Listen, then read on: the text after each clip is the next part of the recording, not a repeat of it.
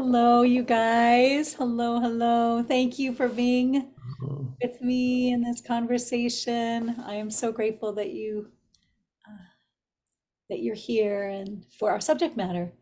I'm super excited about our subject matter, which is healing around the masculine, the feminine, and the non-binary, or healing for the relationships between human beings that are all Mhm. trying to be embodied. um, so Angelo is with us again, Angelo Gatto and Isa LaPointe, and her wisdom and medicine are here with us, and we're in a conversation about the dynamic, magnetic, and integrative. And so I wanted to read this Anne Hillman piece to start us off, and it says, "We are all on a journey together to the center of the universe. Look deep into yourself, into another. It is to a center which is everywhere. That is the holy journey. First, you need only look. Notice and honor the radiance of everything about you. Play in the universe. Tend to all these shining things around you, the smallest plant, the creatures and objects in your care. Be gentle and nurture. Listen. As we experience and accept all that we really are, we grow in care. We begin to embrace others as ourselves and to learn to live as one among many, as one among many. Anne Hillman, Anne Hillman. Yeah. So um, I think that, my partner has this really great bag, and on the bag it says gender is a construct. Like a lot of other things, which I really appreciate. And what I do know is I do know that there is, uh, a sun, and that sun is filled with dynamic nature, and the sun is here to do certain things for us, like keep us warm and give us light and nurture us and warm us and radiate through us and with us. And then the sky also gives us rain, and then that also nurtures us and cares for us, and snow and all of these um, gifts that the sky sends to the earth. So that Mhm. dynamic energy is sending those energies to the magnetic, and the magnetic is the feminine and the receptive, and the earth, at least in our culture, is considered the very feminine and considered a magnetic nature, and is about that stillness and peace and receptivity. It's about growth and the spirit. Whereas the sky, which is considered masculine, and several of, for many of my different ancestors, is the energy of the dynamic nature, or words, communication, um, the power of the heart, the ability to speak, prayer, right? And there's like, so I just think it's just interesting to think about these two. But then we add the non-binary, which is more of the integrative nature. And the integrative is more of I really see the integrative nature as being the nature that is the storytellers, or the new narratives that need to be created. Um, it's the universe, the ever expanding universe, and the power to speak to, oh, the legacies that we need to leave. So when I look at dynamic, magnetic, and integrative, we were talking about in our last conversation that we should do a talk on healing Mhm. around this. And so, um, Angela, you'd sent some questions and had some thoughts, and so I just wanted to open the conversation with some of those thoughts. around the sky and the earth and the universe. Mm.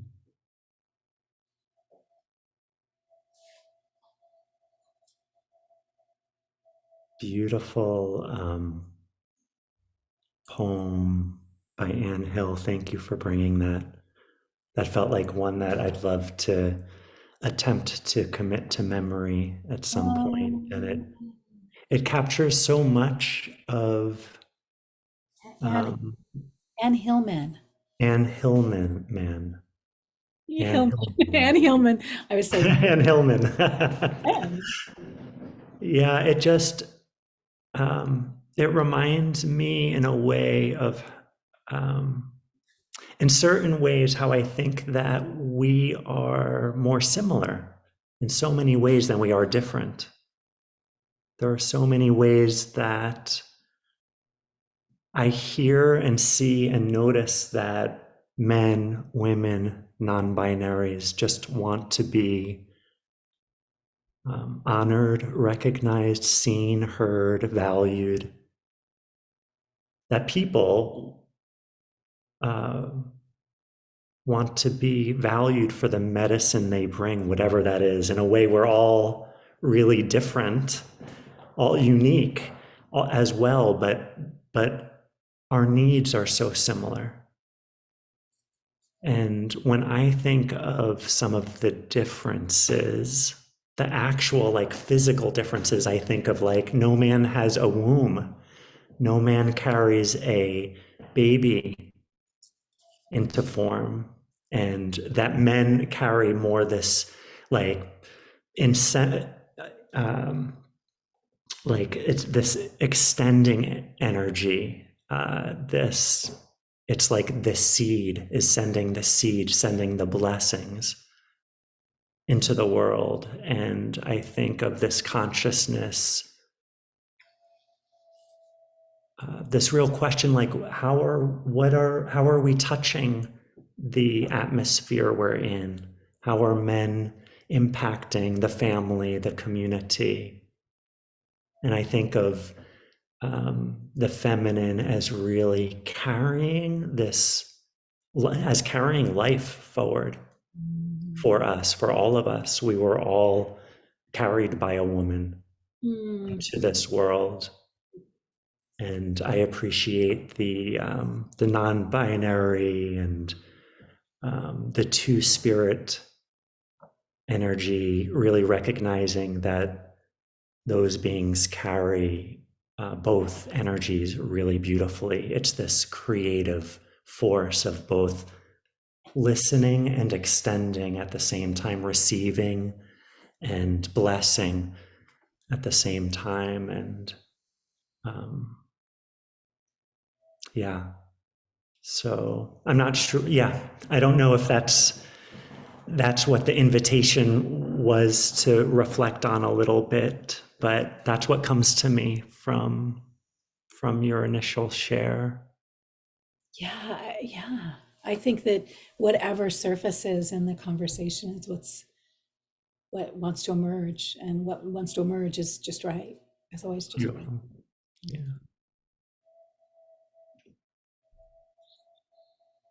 Yeah. I think you sent us some questions just to kind of reflect on a little bit, um, and I just wanted to bring these into the field with Issa. And I think these are some really deep, pretty intense questions for us to like ask Mhm. ourselves. But uh, I appreciated the questions, and I remember I did a lodge with men's and women's and Two Spirit Lodge with Angelus when she was alive, um, and we were able to ask one another questions, like the different lodges. We were able to ask questions of one another, and to find out what was important to us. So this reminds me a bit of being in those lodges and being able to ask the questions of one another. So, but I think this first one is, I like to think of this more as like, what are the wounds um, and challenges you've experienced in your relationships with men, Mm. that is like, I mean, we could ask any woman that question and it would be, you know, yeah, it's really, I mean, even just looking at the world right now, but I think that, we could add the other four rivers, like the challenges are there. There's also surprises because all women we've all had fathers. But one of the issues that I see often, which is a wound that I carry, is the absence of a father or the I had a stepfather who helped to raise me for a while, but he was also an alcoholic and died of alcoholism. And then I also I have a birth father who I have found, but and hopefully we'll get to have more of a relationship. We've had many conversations, but we haven't actually met in person yet. So, Mm. but it's just interesting, this kind of uh, I think that the first thing is the neglect of the father. Mm. And I think that the fathers have been neglected also by their fathers and so I think that there's a pattern of neglect with the dynamic nature. And I also think that there's something about, and I think it's male, female, or non-binary. We all have the dynamic within us. And the dynamic nature is really, I think, kind of the shadow of it is conflict, you Mm. know, and polarization and um, that thrill of the chase. Mm. And it's just like there's never enough. It's just this right. And whether we're male, female, or non-binary, when we're in the shadow of our own dynamic nature, that's where we are, and that's what we're being taught. That's what we're being taught to do. You know, that's what we're being shown Mm. with so much is happening in the world. So I think that there's something important about looking at that and saying, oh, well, what can we do?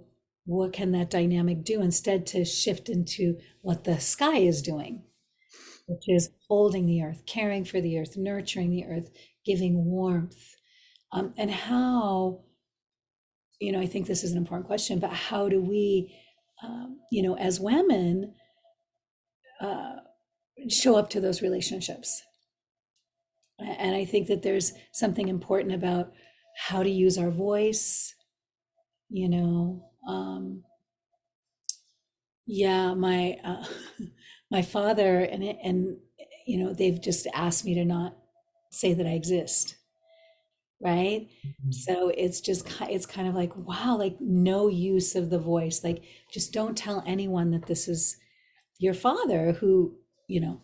So I just think it's interesting. So I think that which is the shadow of the magnetic, right?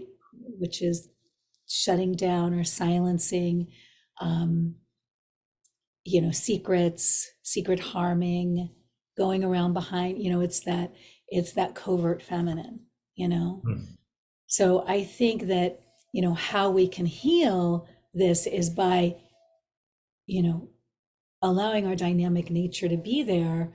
But I think that, you know, as with many women, the wounds are so countless. It's like, 1,000, uh, yeah, 1,000 little and Mhm. big things, and and I think we're talking about patriarchy and how it's affected us, and so I think that we can look at the microcosm or the smaller places, and that will show us the bigger places. But I also know that I love men, and like you're just like such a blessing in my life, and there's men that have healed those aspects of me, and some of my very closest friends are men, Mm. um, because of their warmth and you know their fortitude and their capacity. So I think that, um, because that capacity is there for closeness and warmth and compassion and wisdom. So I think those are some of the things that we're being called to address at this time around our collective wounds, in addition to our deeply personal wounds.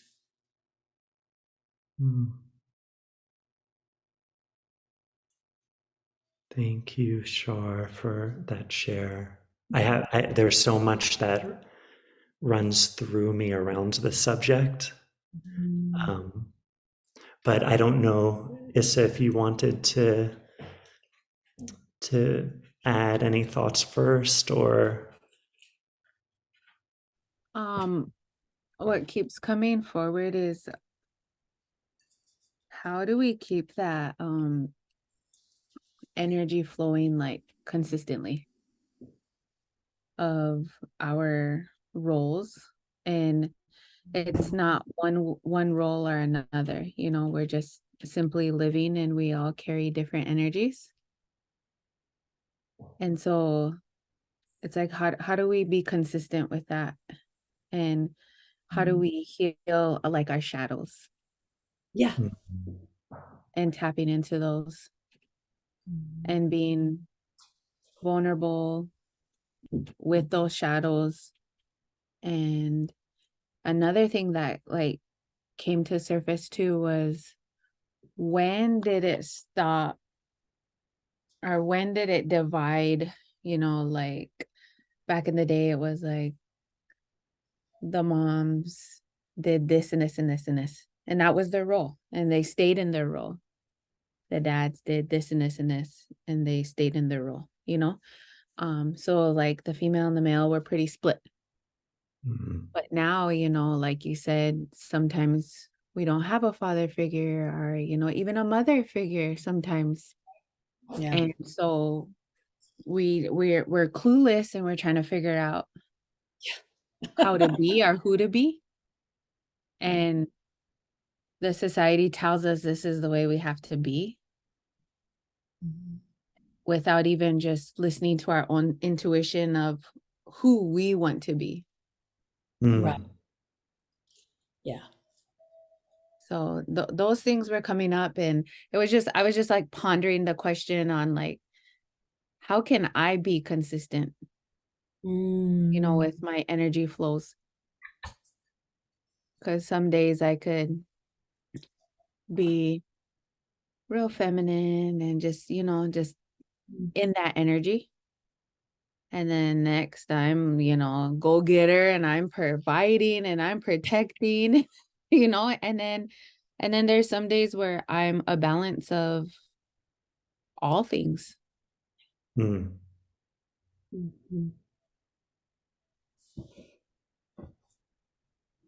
Yeah. Yeah. And I think it's hard for us to even generate questions or to even like touch base, is because we've all played all roles, and we've all felt each energy within us. So it's like we can all connect in a way, but because we never speak on these things, then it's hard to generate like, oh yeah, how can we help ourselves in that way? Or, I do feel this, or even creating boundaries within certain energies. And it just has me really thinking of just how to help myself. Yeah.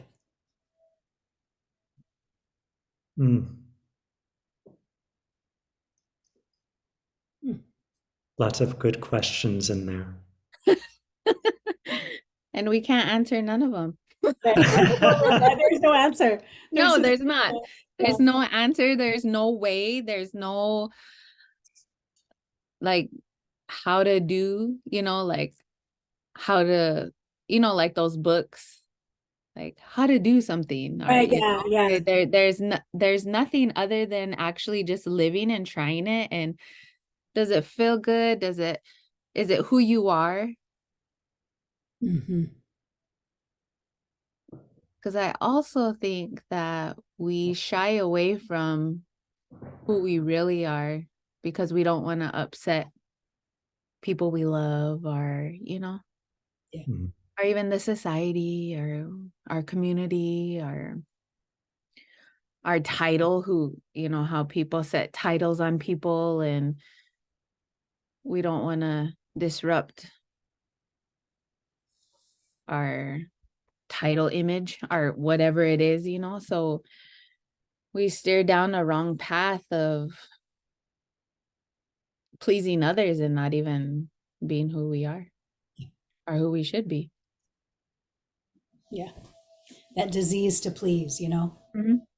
and it is like a disease. It's just like, oh, but it's what, it's how we're acculturated. And, especially as women or as, non-binary people, or uh, the roles, who are we? I like what you're saying about who are we beyond our roles, Mm-hmm. you know. I think that that's an interesting question, and like you're saying, it's, yeah, we have the energy. We have the energy of all those. Yeah. We have that expansion, the universe, the legacy leaving. We have the intuition. Everybody has all of those qualities. But I like this next question about Angela. Did you want to say something? Speak to the. I could, yeah. There's a lot that comes to mind and heart around this. I think about how thoroughly we acculturate children from before they're born. Oh, you're going to have a girl. Oh, you're going to have a boy. And the ideas of what that means, how that begins in the minds of before we even arrive. And that the separation begins then, and just how fragile you were talking about, like the different roles, how we used to have these different roles, and the way you said it made me feel like, oh yeah, they used to be honored equally. It was like no one was the captain of the ship. It was like everyone had to be the captain of their part. They were both honored, and I feel like there's this great fragileness that has that's visiting men, because it went from having this important job. Maybe it was like, if we're going to talk about like a ship, maybe it was like swabbing the deck and having a compass, like where we're headed. But then at some point, because of the wounds, it became, I'm the captain of the ship. I'm the captain of the ship. And and and what I've noticed is, there's a lot of work that we need to do, that men need to do, to reconnect with, like Char was saying, oh, the sun is a reflection, the sky is a reflection of the masculine, to like reconnect with our compass and recognize that it's not about us. The expression of the healthy masculine is about what's for the highest good of the group. Mhm. And any time um, any man I know does something that's worthwhile for the group, they feel connected, empowered. Yeah, I've seen that. Yeah, intimate. They experience intimacy. And then when we get lost in what I heard the two of you, the neglect pattern, the conflict, it's like trying to feed that hole of not knowing who we are, who I am. When I experience that, it's like, oh yeah, I haven't been in touch with myself and I'm trying to get my own needs met. And it looks a lot like narcissism. It looks a lot like neglect of others in the container. And so what I've noticed is like, oh yeah, I need to reconnect with my compass and with service to the family system, the community system, because that's what I experience as the healthy or aspects of the healthy masculine.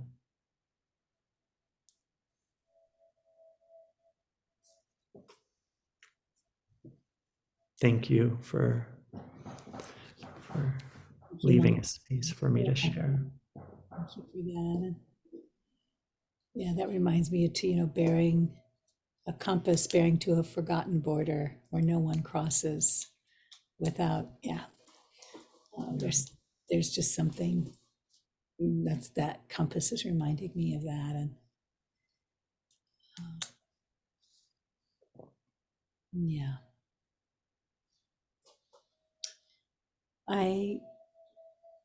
I also appreciated, what are the gifts and blessings that you've experienced in your relationship with men? Isa, here's speak into the microphone. No. What? My pen is, hello, is this thing on? No. Are you there? No. Yeah, I mean, this is so vulnerable to talk about. It's just like this is such vulnerable territory for anyone to. So I just thank you so much for being in this conversation with me. It's really powerful. So just to be uncovering things together for all of our learning. Something that, like, especially here on the reservation, you know how you mentioned like finding or looking at your compass and going within and trying to find your family system, like connecting with that. I think we have a lack of that on the reservation because the mothering really mothers the males from the very start to adulthood. And so then it hinders their growth and who they are. And I see a lot of males struggling more so here. And then it makes me think, like, when you said we were in the womb and it was like, oh, it's a girl, it's a boy. And we're already making that connection and we're separating. Right. Do you think, this is me just thinking, but do you think that a mother connects more with the baby boy and through their life because of their own lack of male involvement within their life? And so then it's a repetitive cycle of, this is how it's supposed to be. And I think that our males lost that of who they are.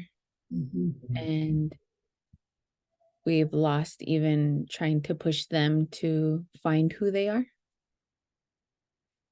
Right. And so I think that's how a lot of our,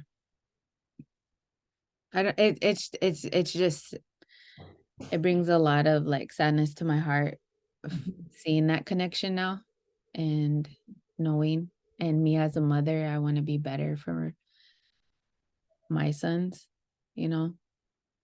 and stopping cycles, because it's going to take my family to stop something, because then that's generations to come. Yeah, it's the genetics healing those up. genetics, the So I really like how you said to, find your compass and what's your family system or your community system, or even just being like connected with your prayer and who you are as just an individual. Because I don't think we even look within ourselves to Mm, truly know who we are and what we're capable of doing. yeah. Mhm. You know, this is reminding me, one of my favorite books is a book by Bell Hooks called All About Love, New Visions. Um, and in that book, she talks about this very thing that you're saying, Issa, about that, you know, this lovelessness, this, that she woke up one day, was like, oh my gosh, we live like there's so much lovelessness. And she started, thinking about love, and that how men and women, uh, that we all need that. Everyone needs that. And I'm adding non-binary, that we all need everyone, because she didn't write that in the book, about that in the book, but it needs to be present. And so I think that for me, when I think about just like the lovelessness and how men are kind of given this like pass because they're different, and she talks about, like the books that have been put out by a lot of different authors, by male authors, about love, and that, these authors are really, followed, but that, women writing about it are seen in a certain way, whereas men writing about it are seen as experts, or, Mm. when really this is something, and I'm ad-libbing, I'm just like trying to go over a whole chapter in like 3, 4 to 5, maybe 10 sentences. I'm doing my best here, but really just like that kind of excuse, or that the bullshittery, the bullshittery of that men and women are so different and need different things, and and when really, uh, what we all need now is love, sweet love. What the world needs now is love, sweet, but another thing is that love isn't easy. Mm. It's like I think that the illusion is that there's some kind of hall pass that we get, if we have a person to love or to love us, when really this is, we have an issue with lovelessness even in our relationships, because we're not meant to be an island of one person, or, she goes over that in the book also about how, this is a community. We need communities to create more love. It's not, we're just a couple who is going to get everything we need from this other person. It's absurd to think that, and there are some great, like the way of this, what is it called? Soulmates, which is by Thomas More. Like that's a brilliant book, and it's such a lovely book. So there's some incredible men who've done some really beautiful work about love, but we need to integrate it. Like the men who've had the courage to make that the forefront, um, and to risk being seen as, you name it, because love is vulnerable, and vulnerability isn't seen necessarily as courageous and as a strength, you know. But no one gender holds that. We all are supposed to hold that. All genders are supposed to hold love and strength, vulnerability and backbone, Mm. voice and vision. So,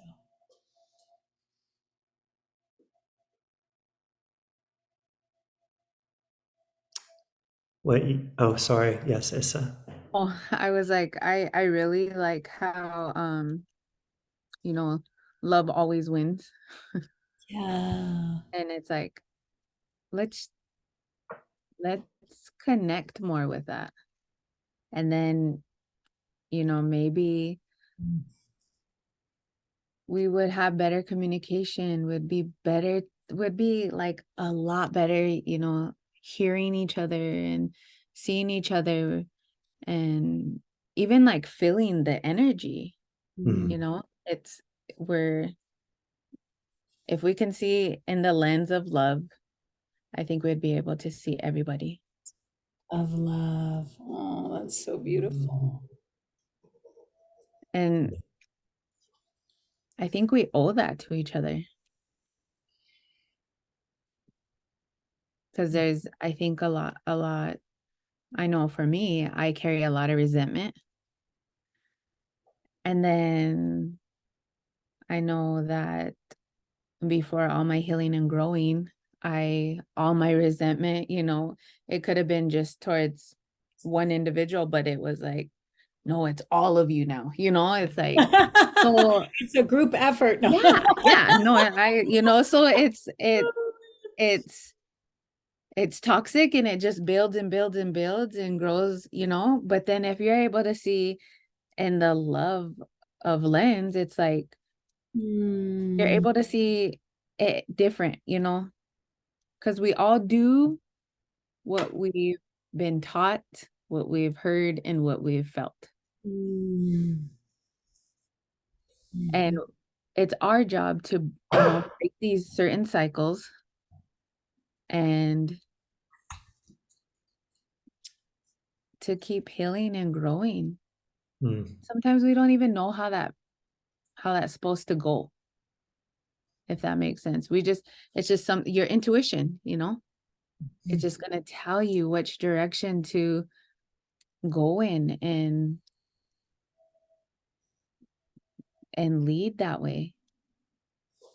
But again, we have to be connected with ourselves too. There's all these different little steps that we have to take.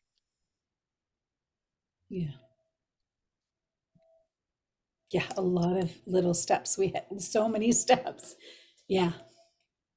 Yeah, a lot of steps, and we're just making small inches, but they're big gains at the same time.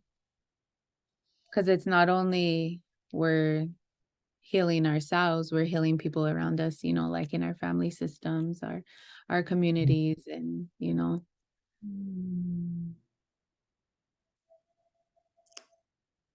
Yeah.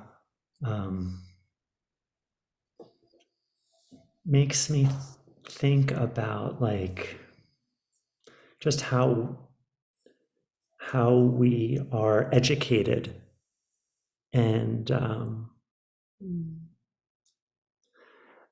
like one of my I used to be, once upon a time, a long time ago, a yoga teacher, and my teacher that I learned from India said, wherever your mind goes, that's where your vital life force goes. Wherever your mind goes, that's where your vital life force goes. And like, in our modern education system, maybe it's happening less now, but we're taught to like really like receive information. We're taught to memorize what other people have done. We're taught to carry someone else's material sometimes. And this is all changing, which is great. But what you were saying just reminded me how important it is to value, like to exercise this importance on that, like you said, intuition. Like, what if that became our education, was this practice of what's occurring for you inside, and how can we move with that? How can we include that in the group? And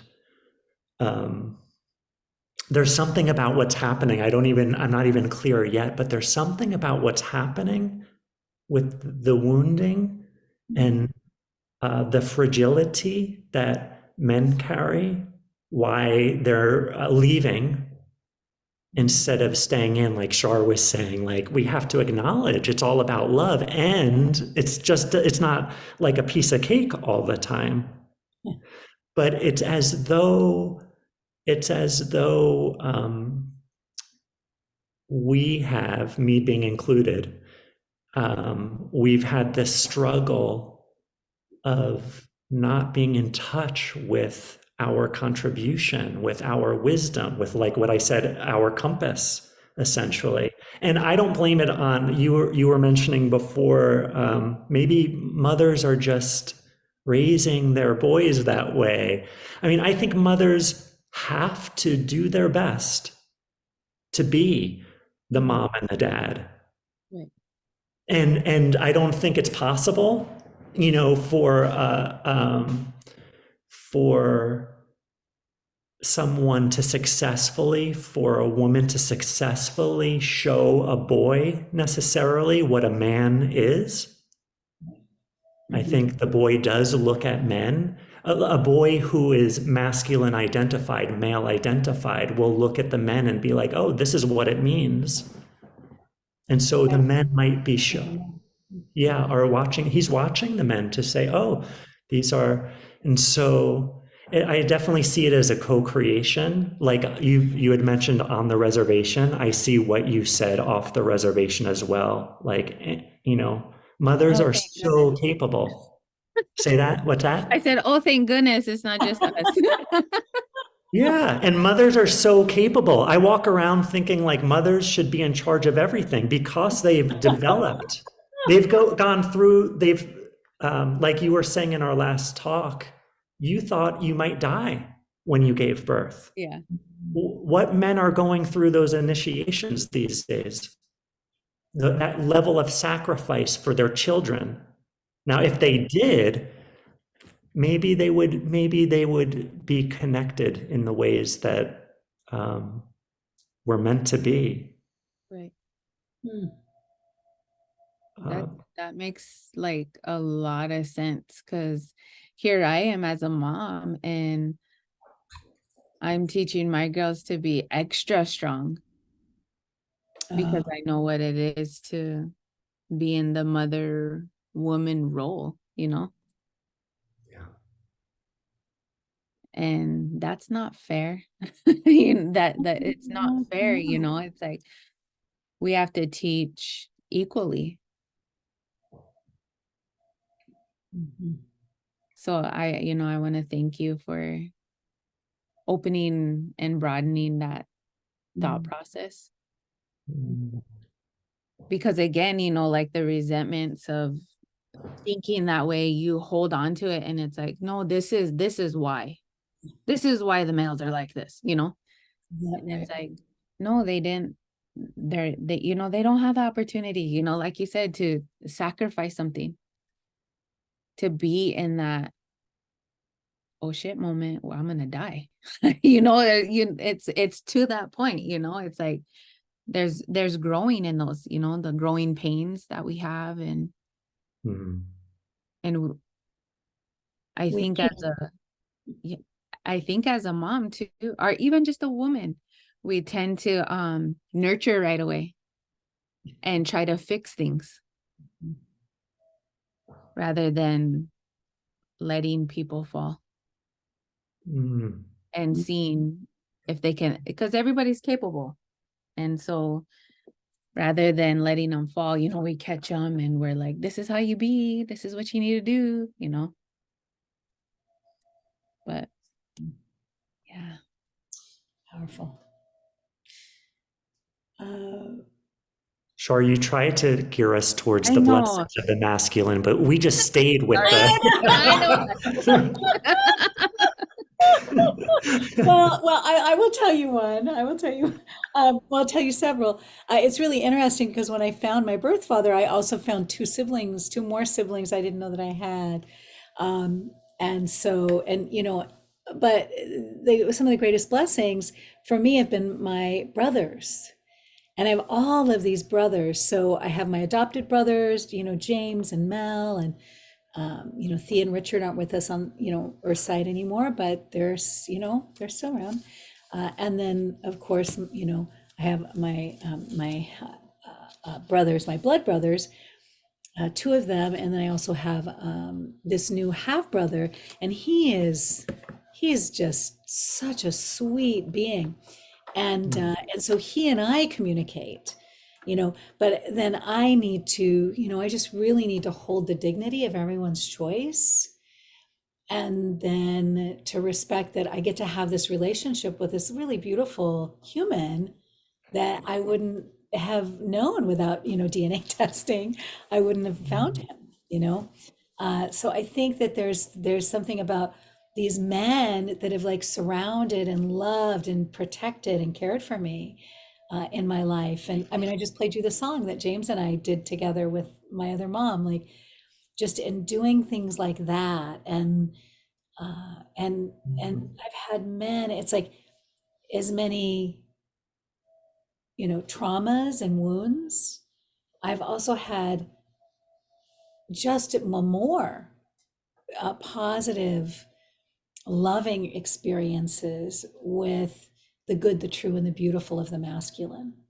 Mm. And I've had just as many wounds with the feminine. And the reason, the reason is because of how everyone is in what you were talking about, Issa, with they're all in a system, and that system doesn't want to change. It wants to stay in denial. It wants to be like, oh, this is, but I think we've talked about how when a pattern is about to be broken, it's going to fight for its life. It's going to try, that pattern's going to, but of course there's nothing that can be done now, really, because everyone knows that I exist, Mm.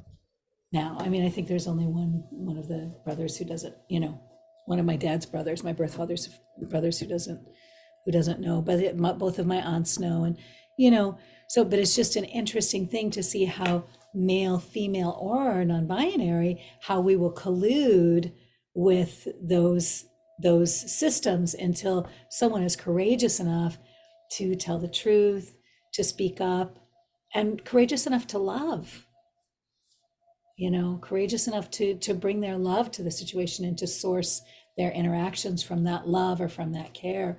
And so I've experienced that with my new brother that I found, and I'm holding the dignity of everyone to have choice, and I think that's also something that's really important, is just to honor our inherent dignity, like we all have a right to be who we are. We have a right to do the things but we also want to move beyond rights and be able to come with honor and respect Mm.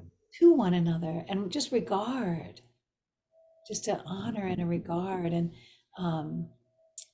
so I think that that's been one of the gifts for me, is my friendships, my beloved dear friends, like you, Angelo, and that are men.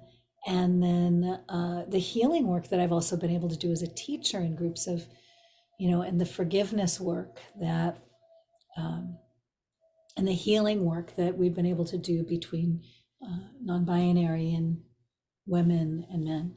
So a lot. I've heard in some of my courses just people say, "Oh, you're a good, true, and beautiful reflection of the masculine." And so thank you for helping to heal that in me. And so I've heard that, I mean, for 30 years in my classes. And so I think that one of the things we need is we need people to be there to just have that compass and show us the way. And, like, oh, this is just how to be a good fucking human. Like this is a way to get a grip. Like you said, it's like, oh, it's just a very narcissistic culture in general. More, instead of, oh, how can we take care of us? How can we take care of all of us? I wrote down what you said, one of the phrases, Char, here. Um, my job is to hold the dignity of everybody's choice.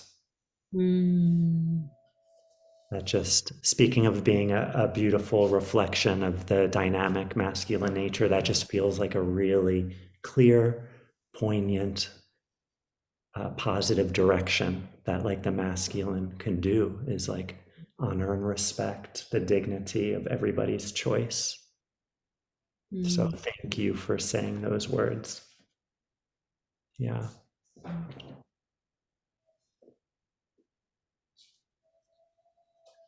That was one of my wounds around the masculine. Um, Also, my challenges in my family system. I remember the first time my father had acknowledged something positive in my nature, and I was an adult, well into my adulthood by that time. And I see you Yeah. laughing over there.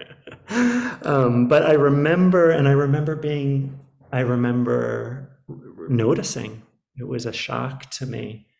And thankfully, my father has become a person over time. Now, I cannot have a conversation with him where he's not acknowledging what he appreciates in my nature. But there is that statement, like, respecting, holding, and respecting the dignity of everyone's choice, and valuing what's inside of each person. Feels like it's one of the blessings I've received from the men in my life. They're really beautiful, and they know how to extend honor and respect. They know how to see what's working and point it out. And they know how to stay in the creative tension, looking for how they're a part of the equation instead of how they're the victim of the equation. The challenge. So instead of being the victim of the challenge, they're searching for how they've contributed to the circumstance, and they're able to extend honor and respect. So yeah, some of the blessings of the men in my life. I like how you said not, being the victim of how can they be in the equation.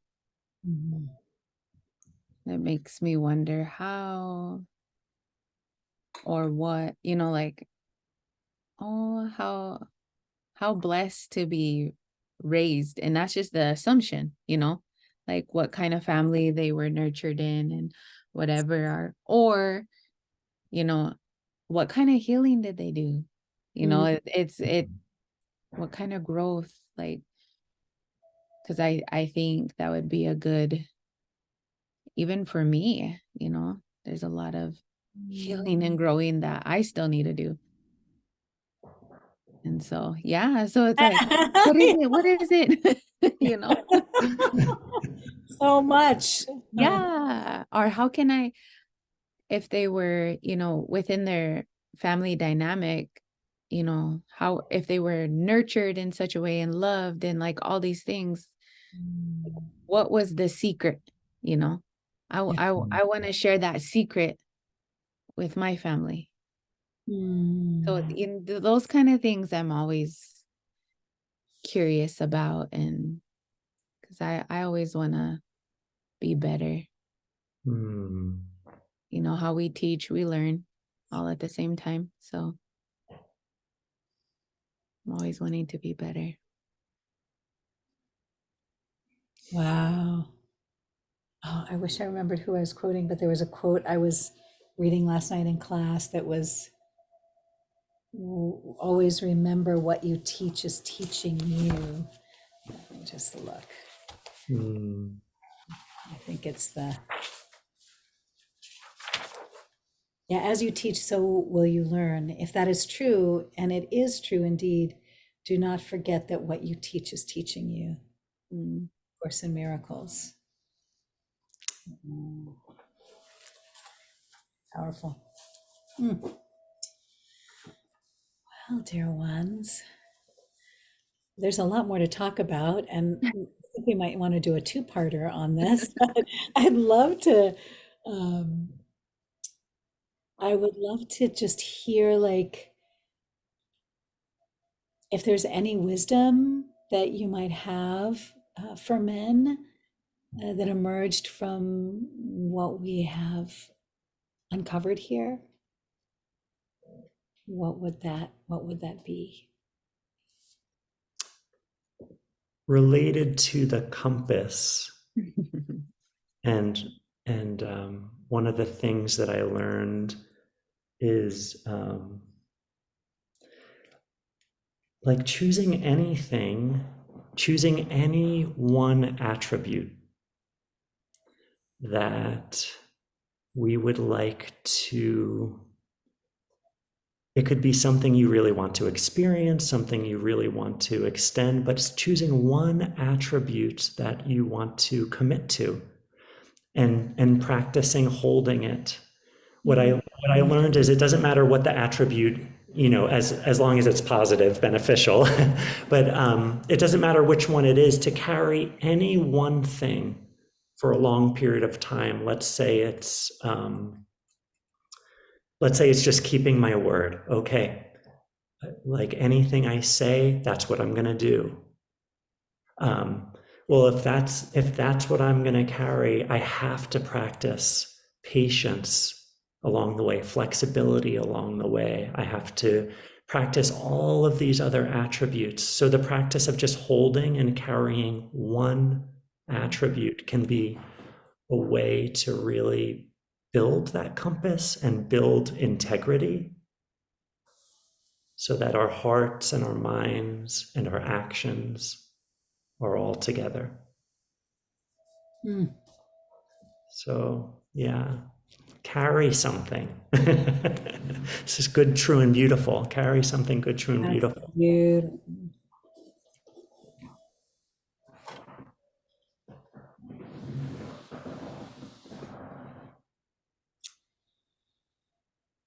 I think for me, I think just reflecting on what's good for us Mm. is good for all of us, and not think about ourselves, male, female, or non-binary, but just to think about, oh, what is really for the good of everybody here right now. And I can take care of myself, and I can also take care of everyone that I care about and everyone that I love. So just to kind of come out of um, that need to focus on one instead of the many. It's like the poem. It's like we're one of many, one among many in the world, and just to be that is such an opportunity, I think, for us right now. Yeah. I think looking in the lens of love in any situation that you're in, just having that as something you do, even when you're speaking, when you're Mm. in an argument or whatever it is, just looking in the lens of love. And I think that would bring stillness and patience and calm and gentleness Mhm. for yourself and for others. Because that's how love is, Yeah. Well, I think we have some other questions here, but I just would like to ask that anyone who's watching, what questions do you have? And we have some other questions here about, the gifts and the blessings we've experienced. What are the challenges and wounds? But what would you, one of the questions here is, what is important for men to know? Is one of the questions Angelo sent over. And so, if you have any answers or responses also to the questions, we'd like to know that, or questions that you would like to, anything you want to hear from us. So thank you so much for listening and watching, and we'll see you next week. Bye, everybody. you. Thank you.